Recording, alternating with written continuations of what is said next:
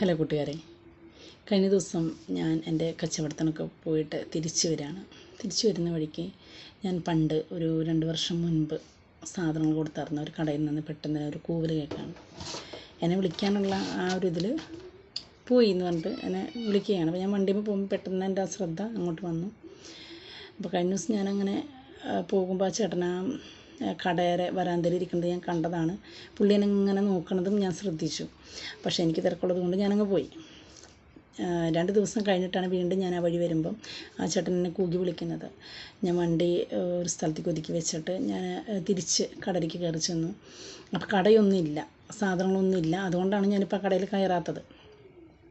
അപ്പോൾ ചേട്ടൻ പറഞ്ഞു, ഞങ്ങൾ മറന്നുപോയെന്ന് ചോദിച്ചു. ഞാൻ പറഞ്ഞു, ചേട്ടൻ മറന്നിട്ടൊന്നുമല്ല, ഇവിടെ ഇപ്പോൾ കടയിൽ സാധനങ്ങളൊന്നും വെക്കുന്നില്ലല്ലോ, അതുകൊണ്ട് ഞാനങ്ങ് പോയതാ, വേറെ ഒന്നും ചിന്തിക്കണ്ട കേട്ടോ എന്ന് പറഞ്ഞു.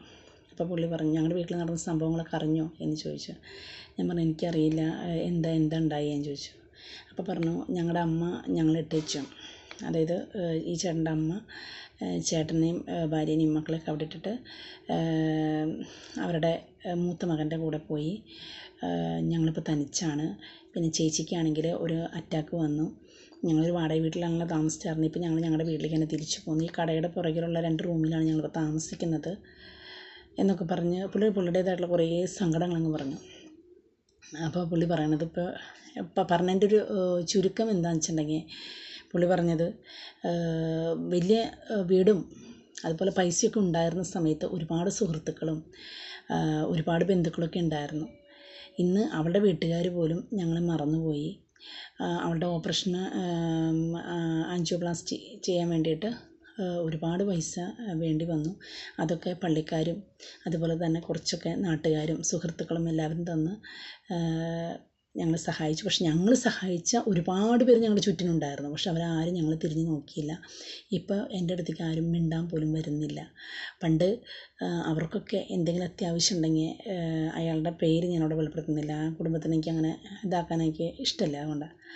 അപ്പം അദ്ദേഹത്തിൻ്റെ പേര് വിളിച്ചുകൊണ്ട് ഓടി വന്ന്, എടാ ഒരു 500 താടാ, അല്ലെങ്കിൽ ഒരു 1000 താടാ എന്ന് പറയാനായിട്ട് അദ്ദേഹത്തിൻ്റെ കയ്യിലുള്ള കാലത്ത് ഓടിക്കൂടിയായിരുന്ന ആരും ഈ ഒരു സംഭവത്തിൻ്റെ ശേഷം, അതായത് ഈ ചേച്ചിക്ക് ഈ അറ്റാക്ക് ഉണ്ടായി ആശുപത്രിയിലായതിനു ശേഷം ഈ ചേട്ടനെ ഒന്ന് കാണുകയോ അല്ലെങ്കിൽ അതെന്തായടാ എന്ന് ചോദിക്കാൻ പോലും അദ്ദേഹത്തിൻ്റെ അടുത്തേക്ക് വരുന്നില്ല. അതാണ് അദ്ദേഹത്തിൻ്റെ സങ്കടം.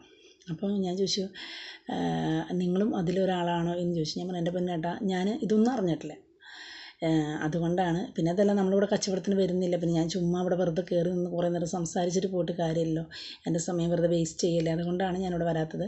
പിന്നെ അതല്ല, നിങ്ങളിവിടെ എല്ലാം താമസിക്കുന്നുണ്ട്, വാടകയ്ക്ക് താമസിക്കുകയല്ലേ ആയിരുന്നേ, അപ്പോൾ അതുകൊണ്ടാണ് എന്ന് ഞാൻ പറഞ്ഞു. അങ്ങനെ ആ ചേട്ടൻ്റെ സങ്കടം ഒരു 15-20 മിനിറ്റ് പുള്ളിയുടെ സങ്കടങ്ങൾ പറഞ്ഞു.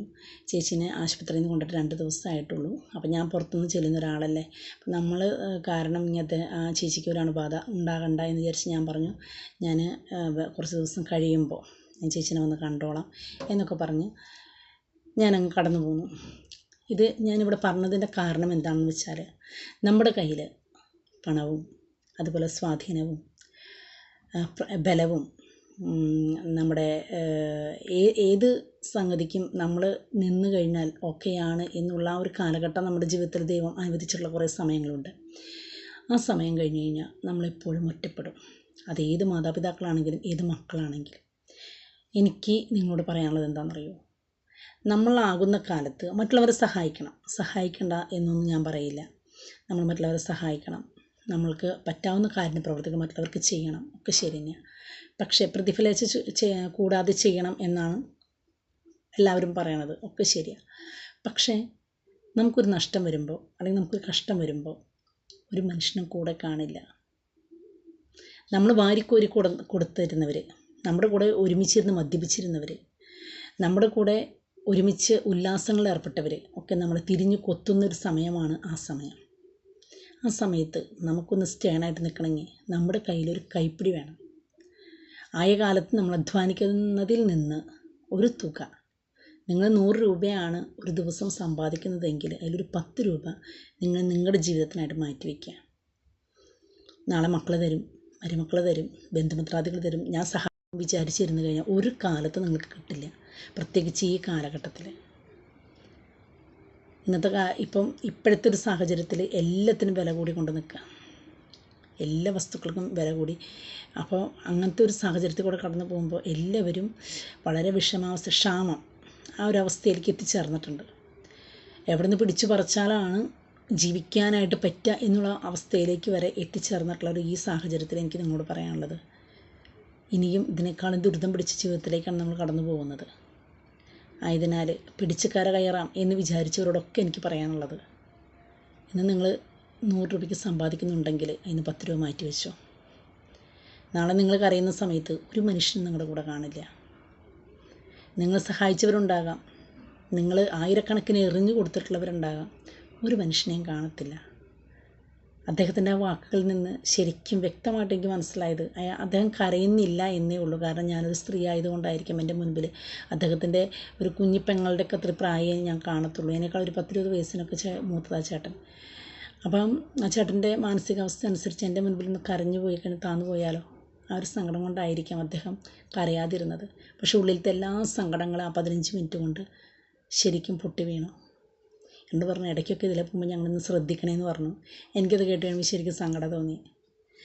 അപ്പോൾ നമ്മൾ ഒന്നും കൊടുത്തിട്ടൊന്നുമല്ല, പക്ഷേ നമ്മളിൽ നിന്നുണ്ട് ഒരു വാക്ക്, അത് കേൾക്കാനായിട്ട് ഒരുപാട് പേര് നിങ്ങളുടെ ചുറ്റിനുണ്ട്. അവരൊന്ന് പരിഗണിക്കാൻ, അവരൊന്ന് സ്നേഹിക്കാൻ. നിങ്ങൾക്കൊന്നും കൊടുക്കാൻ കഴിഞ്ഞില്ലെങ്കിലും അസുഖങ്ങളൊക്കെ ആയിട്ടിരിക്കുന്ന ആൾക്കാരുടെ അടുത്തേക്ക് ഒന്ന് കടന്നു ചെന്ന് അവരൊന്ന് ആശ്വസിപ്പിക്കാനായിട്ട് കഴിഞ്ഞാൽ അതാണ് ഏറ്റവും നല്ലത്.